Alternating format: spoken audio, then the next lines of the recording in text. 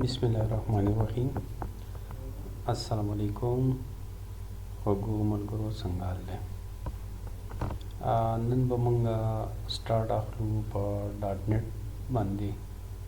چیر په ډاټ نت کې زموږ سره څومره لینګویج دي او هغه د کم کټګوري لپاره کار کوي او دغه شان په موږ باغې کې یو لینګویج راخلو او په هغه لینګویج باندې موږ مخکې ځو او خپل کار وکړو. نو د دې ډیمو یا د دې ټیوټوریل مقصد دا دی چې زموږ داسې سټوډنټان داسې دي چې هغو ته په اولني سټیج کې دغه چې کوم دي دا پروګرامینګ کول چې دي هغو ته لږ مشکل ښکاري چې یاره پروګرامینګ کول چې ډېر ګران کار دی. خو زه به داسې ویم چې هېڅ ګران کار نه دی، خو چې یو سړی د وخت نه پراپرلی ګایډ شي او ښه هغه ګایډ شي او هغه کوم کنسپټ چې د پروګرامینګ دی هغه د هغه ذهن ته کوشي نو بیا هېڅ ګران نه دي. ولې چې که ته یو کار کوې د هغې لپاره مخکې خپل داسې څه سټیپس دي چې هغه سټیپ به موږ فالو کوو او هغه څیز به تیاروي. لکه فار اګزامپل که ته وایې چې یاره زه یو ښه ریسیپي چې د هغه زه تیارول غواړم، نو د هغه ریسیپیز لپاره به موږ ته څه پکاري، ټولس پکاري چې یاره په دې کې څه پکار دي چې هغه غسونه موږ په دې کې یوز کړو او هغه ریسیپي موږ تیاره کړو.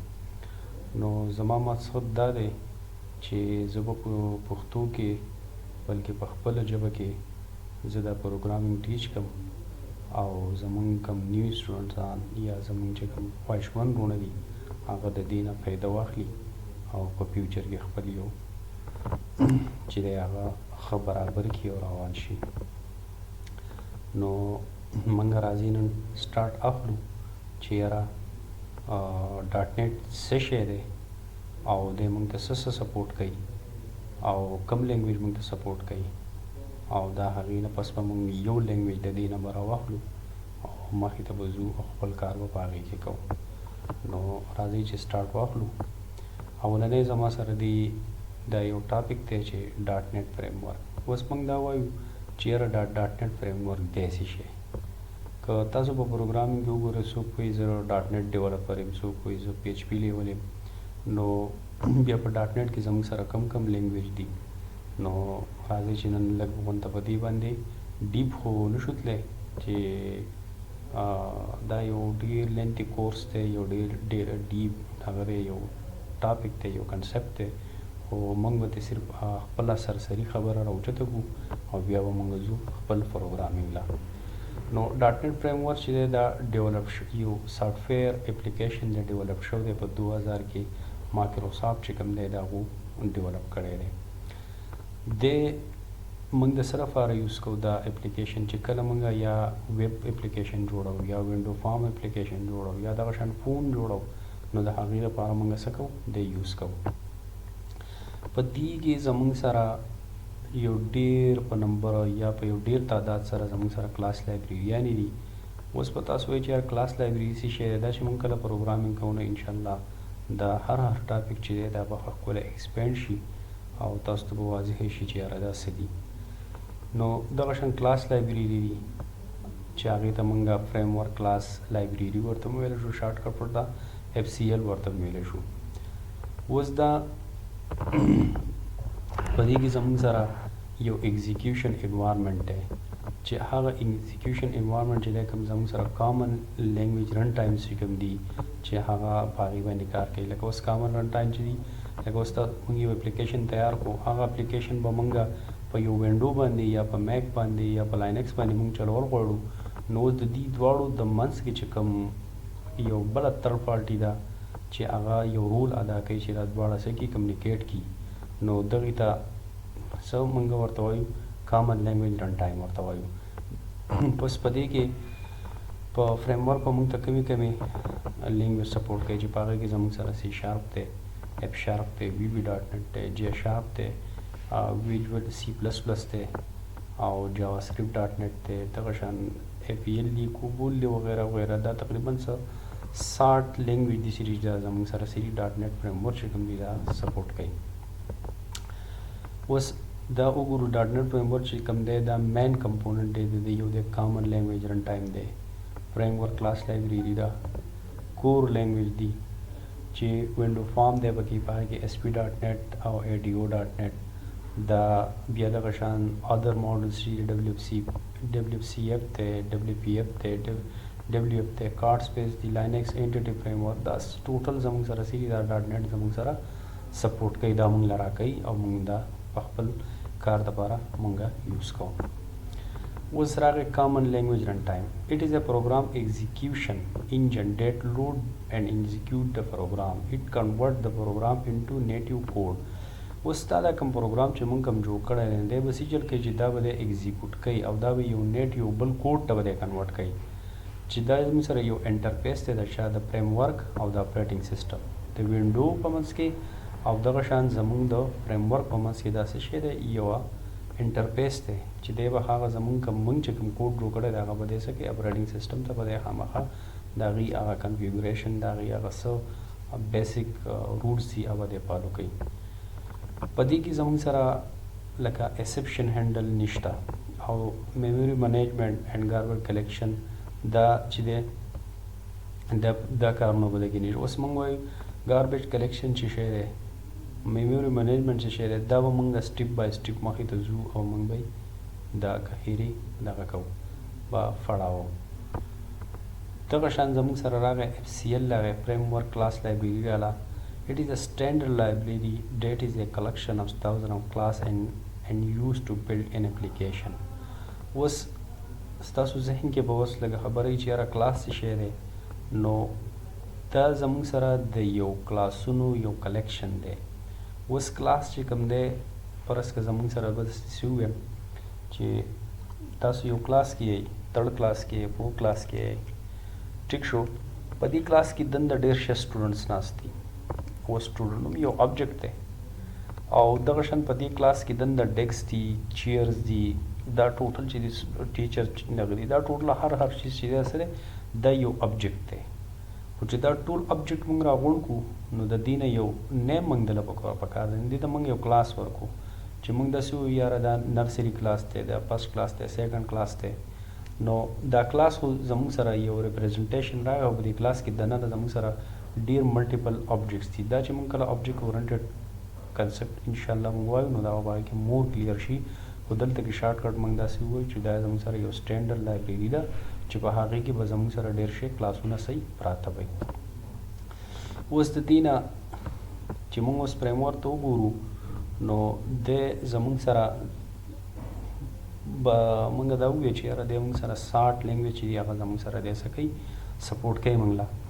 نو په دې کې به زه اوس داسې یو لینګویج به دې موږ راوچت کړو چې فرض که زه به دې راواخلم سی شارپ.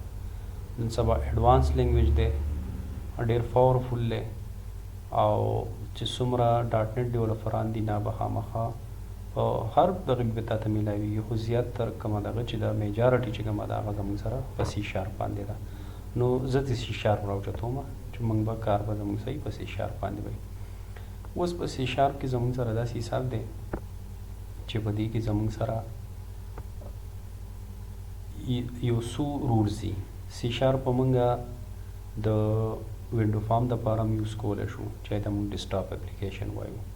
بیا ډیسکټاپ اپلیکیشن هم موږ مخې ته کیټګرایز کړی دی لکه اوس زموږ سره فرض کړه چې یو ویب اپلیکیشن دی ډیسکټاپ اپلیکیشن دی انډرایډ اپلیکیشن دی ټیک شو.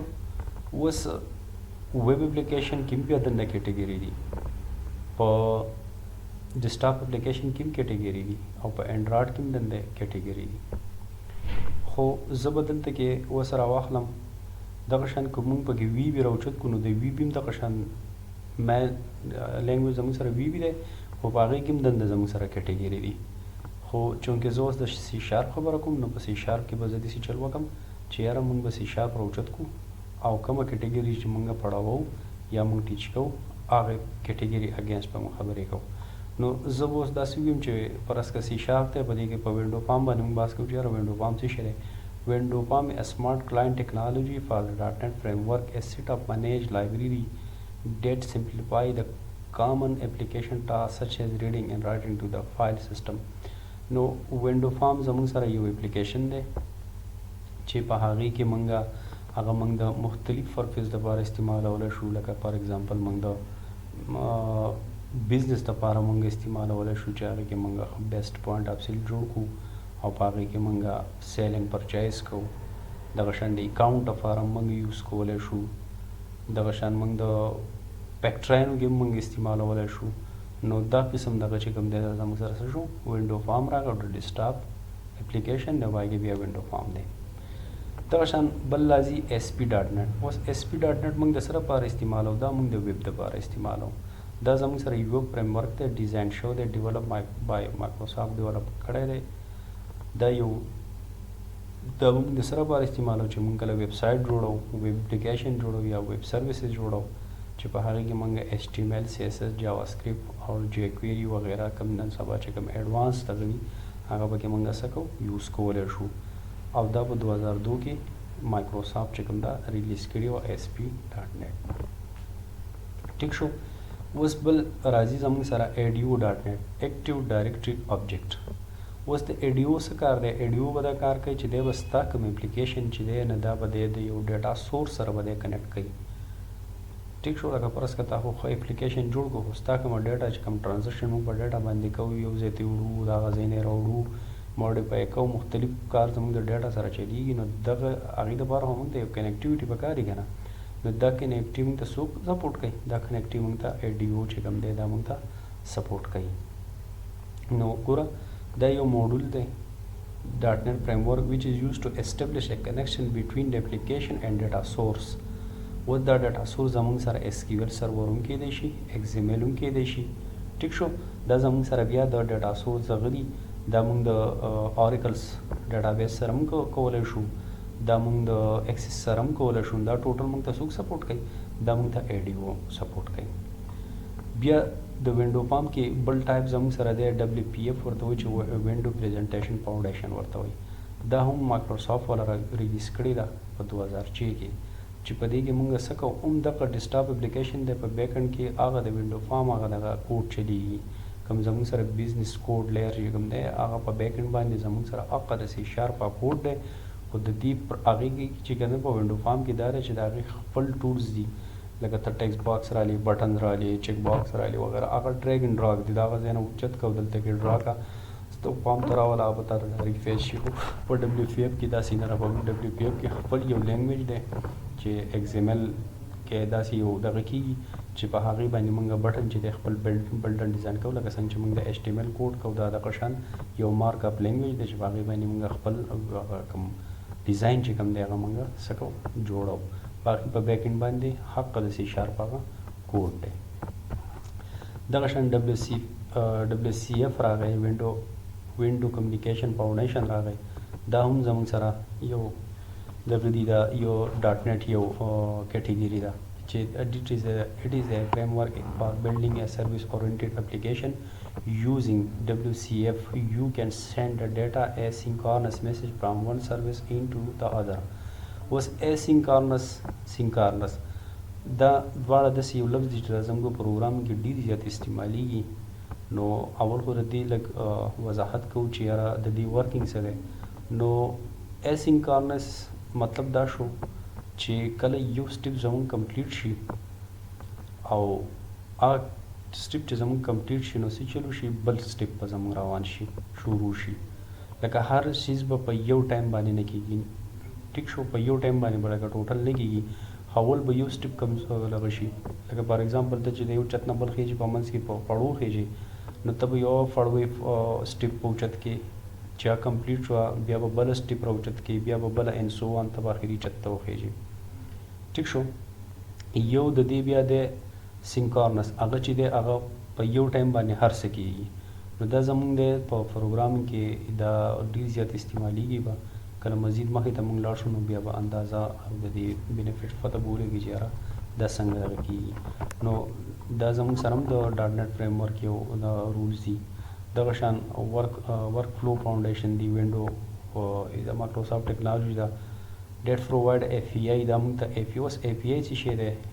اپلیکیشن پروګرام انټرفیس، چې د یو پروګرام نه بل پروګرام ته موږ څه کوو، یو ډیټا موږ یو څیز موږ اکسس کوو د لکه دلته یو پروګرام دی بل پروګرام زه اکسس کوم نو د دې دواړو په منځ کې چې کوم کمیونیکیشن دی دا موږ په څه باندې کوو دا موږ په اے پی آی باندې کوو. لکه اوس فار ایگزامپل موږ به داسې ووایو چې زموږ سره ایس پی کوډ دی د ایس پی کوډ دپاره موږ څه وکړو فرنټ اینډ موږ په انګولر کې جوړ کړو په ریاکټ کې موږ جوړ کړو په آیان کې موږ جوړ کړو. نو اوس هغه یو جدا اپلیکیشن دی یو جدا پروګرامینګ دی دلته کې دا جدا پروګرام دی دا دواړه څه دي جدا ډومین باندې پراته دي. اوس دا دواړه ډومین چې کوم دي دا چې موږ دواړه د یو بل سره کمیونیکیټ کوو نو دا موږ په څه باندې کوو دا موږ د اے پی آی په تھرو باندې کوو. یا سمپل زموږ سره ویب اپلیکیشن دی او هغه زه د موبایل نه اکسس کوم ټیک شو نو دا به زه په څه باندې کوم دا به موږ په اے پی آی باندې کوو ټیک شو. اوس د دې نه بل راغی لینکیو. اوس لینکیو څه شی دی دا لینګویج انټیګریټ کویری ده دا چې کله ډاټ نټ فریم ورک 3.5 ورژن راووت نو مایکروسافټ والا دا انټروډیوس لا او دا ډیره زیاته یو بیسټ لینګویج دی چې دا زموږ سره په ویب کې ډیره زیاته په های لیول باندې استعمالیږي ټیک شو او په وینډو فارم باندې هم خلک استعمالوي نن سبا ټیک شو. مخکې به داسې و د دې نه مخکې داسې چې دا له کله انټروډکټ شوې نه وه نو خلکو به زیاتره څه چل به کوو چې کوم د ایس کیو ایل چې کومه کویري وه هغه کویریانې به یې څه کولې یوز کولې. نو موږ ته ایس کیو ایل کویري هم پکار ده داسې هم نه وایو چې یاره ایس کیو ایل کویري به اوس پرېږدو دا به دغه کوو ولې چې د ایس کیو ایل کویري خپل یو رولز دي د دې خپل رول دي. لکه په ایس کیو ایل کویري کې چې موږ فرض کړه کویریانې هغې کې موږ جاین لګوو یونین لګوو په هغې کې موږ پروسیجر یې جوړوو ویو موږ جوړوو ټیک شو. نو د هغې خپل رول دي خو دلته کې د دې خپل رول دي. نو د پروګرامینګ په بیک اینډ باندې چې یا موږ په کنټرولر باندې یا په کور باندې یا مطلب په ویب اپلیکیشن باندې موږ کوم په سی شارپ کې چې کوو نو بیسټ دا ده او چې کوم پرس که زموږ د دغه سره انټریکشن دی د ډیټا سورس سره دی نو موږ بیا د ایس کیو ایل کویري بیسټ ده. خو بهرحال موږ ته دواړه پکار دي چې دواړه موږ ته د هغې نالج موږ ته صحیح موږ ته معلوم وي. بیا دغه شان راغی انټیټي فریم ورک. اوس انټیټي فریم ورک څه شی دی دا انټیټي فریم ورک چې دا او آر ایم دا یو اوپن سورس فریم ورک دی چې ویچ از یوز ټو ورک وذ ډیټابیس دا زموږ سره ډایرکټ د ډیټابیس سره د کار دی یوزینګ ډاټ نټ آبجیکټ چې دی به څه وکړي دی به یو آبجیکټ جوړ کړي اټ الیمینیټ ا لاټ اف ډیولپر ایفورټ ټو هینډل د ډیټابیس. لکه اوس پرس کا مخکې به موږ پرس کا ایس کیو ایل کې به موږ ټیبلې جوړې کړې او بیا په ایډیو په تھرو باندې به موږ څه وکړو هغه موږ اکسس کولې زموږ ټیبلې به هلته پرتې وي او بیا به موږ څه کولې هغه اکسس کولې به. نو چې کله انټیټي فریم ورک راغی نو موږ څه وکړو چې کله موږ انټیټي فریم ورک موږ فالو کوو نو زموږ د ایس کیو ایل ټوټلې ټیبلې چې دي هغه دلته یو موډل ته به راشي یو موډل کې به آبجیکټ جوړ شي هغه ټولې ټیبلې به زموږ دلته راشي. نو په هغې کې به بیا ایس کیو ایل خو موږ راوچت کو ټوټل خپل اپلیکیشن ته موږ راوړو. اوس د دې په منځ کې انټریکشن سو بیسټ د کوم لینګویج کار دی د لینکیو کار دی کوم چې دا بره ما تاسو ته ووایي د لینکیو کار دی چې د دې په منځ کې دی څه وکړي خپل کویري چې دي لیمډا ایکسپریشن وغیره وغیره دا ټوټل یوز کړي او فاینلي زموږ ډیټا چې د هغې ته لاړه شي هغه سیو شي. که فرض که ته انټیټي فریم ورک نه یوز کړې نو بیا به ته څه کوې بیا به ایس کیو ایل چې دی هغه به ته د هغې په تھرو باندې به ته د ډیټابیس سره خپل انټریکشن کې او که ته انټیټي فریم ورک استعمالوې نو بیا به موږ ته پکار دی چې موږ بیا په لینکیو باندې کار وکړو. دا وشو زموږ سره د ډاټ نټ فریم ورک یو انټروډکشن وشو یو شارټ کټ فلو ما تاسو له درته کړو. فرض که مزید په دې کې خپل نالج کول غواړئ نو د هغې لپاره بیا تاسو په نیټ باندې مختلف آرټیکل دي مختلف سایډونه دي چې په هغې به تاسو ډیپ لاړ شئ او هغه به تاسو ښه به تاسو ګایډ کړي. خو چونکې دا ما تاسو سره سمپل د ډاټ نټ فریم ورک په باره کې ما تاسو سره انټروډکشن وکړو. اوس د دې نه اخوا موږ به خپل سټیپ اخلو په سی شارپ لینګویج کې. نو اول به موږ د سی شارپ لږ غوندې انټروډکشن وکړو او بیا به د هغې نه مخکې موږ ځو چې یاره په دې کې څه رول دي.